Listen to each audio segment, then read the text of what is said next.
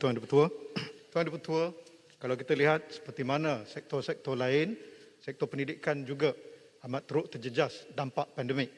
Malah kalau kita lihat sektor pendidikan merupakan masa depan negara.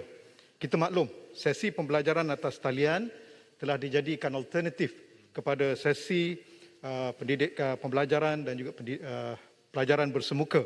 Dan kita tahu melalui media bagaimana sesi pembelajaran atas talian telah menimbulkan 1001 masalah, bukan hanya kepada anak-anak, juga kepada guru dan juga kepada ibu bapa kerana lemahnya capaian internet dan juga kerana isu pemilikan peranti.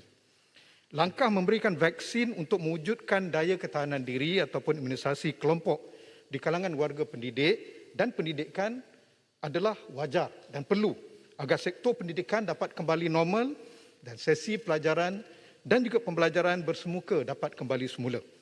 Berhubung dengan isu vaksin kepada warga pendidikan, saya ingin bertanyakan kepada YB Menteri dan juga memberikan beberapa cadangan. Pertamanya, tadi kita tahu ramai di antara rakan-rakan MP yang membicarakan tentang bilangan guru yang divaksin. Tetapi kalau kita bicarakan tentang sekolah, ekosistem pendidikan bukan hanya berkisar pada guru semata-mata. Kaki tangan sekolah, pekerja kantin, pengawal keselamatan, pemandu bas dan termasuk murid-murid. Mereka ini perlu diberikan perhatian dan perlu diberikan vaksin. Soalannya, apakah pelan kerajaan untuk memberikan vaksin kepada seluruh ekosistem warga pendidikan ini? Cadangan saya, berikan vaksin kepada sekolah-sekolah tanpa perlu mereka pergi ke PPV. Bawa vaksin ke sekolah-sekolah untuk warga pendidikan diberikan vaksin keseluruhannya sebelum memulakan persekolahan. Yang kedua, apakah status kenyataan YBM pada 18 Jun yang lalu untuk memberikan dos pertama vaksin kepada calon SPM 2021 yang janjinya akan diselesaikan pada Julai. Sekarang Julai telah berada di penghujungnya. Apakah janji tersebut telah ditunaikan?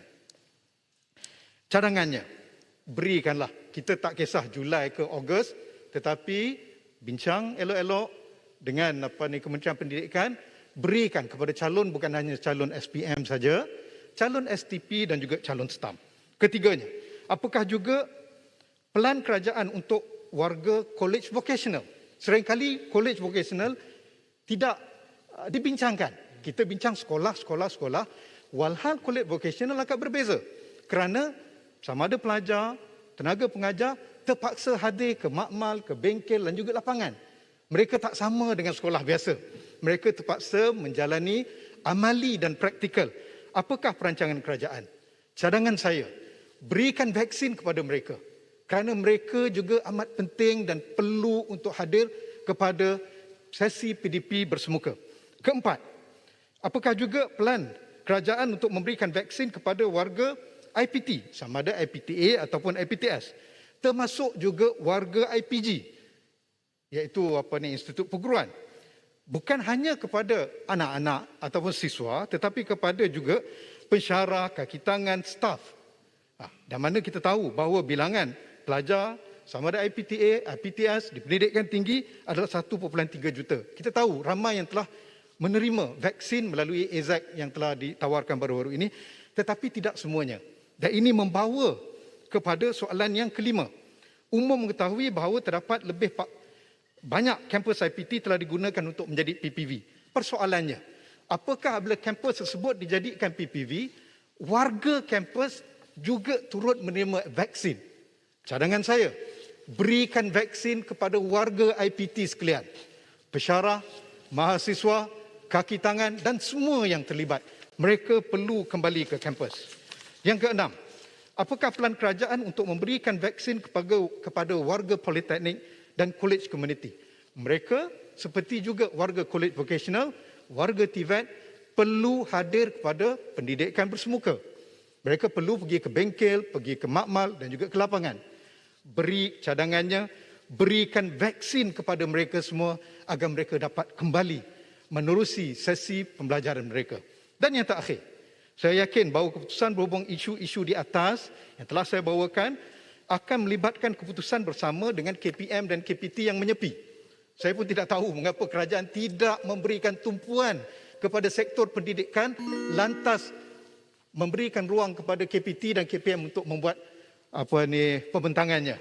Mungkin pendidikan tidak begitu penting bagi kerajaan ini. Soalan saya, sejauh mana proses libat urus bersama kementerian-kementerian tersebut? Tadi disebutkan